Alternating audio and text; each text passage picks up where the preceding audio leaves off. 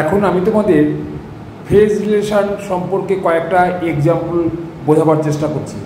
আমরা প্রথমেই ফেজ রিলেশনের এথিক্স ফর ডক্টরস, এটা হচ্ছে bias relation between two subject. এখানে এথিক্স অর্থাৎ ফিলোজফির আন্ডার মেন ক্লাস ফিলোজফি, তার আন্ডারে ক্যানোনিক্যাল ডিভিশন এথিক্স।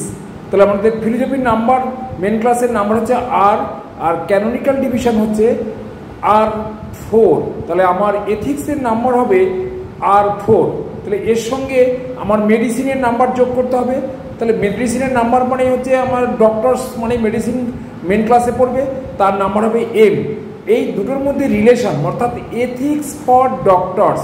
তাহলে এখানে আমাদের বায়াস রিলেশনের বিটুইন টু সাবজেক্ট যখনই আমি নেব, তখন সেখানে আমাকে নিতে হবে কি কানেক্টিং সিম্বল 0B।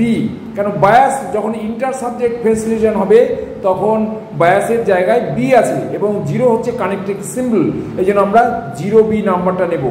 এইবার আমরা যখন পুরো ক্লাস নাম্বার করব তখন আমরা লিখব capital R4 and connecting symbol 0B, এটাকে আন্ডারলাইন করতে হবে। আর তার শেষে আসবে ডক্টরসের নাম্বার, যেটা মেডিসিন মেন ক্লাস থেকে পেয়েছি, সেটা হচ্ছে L।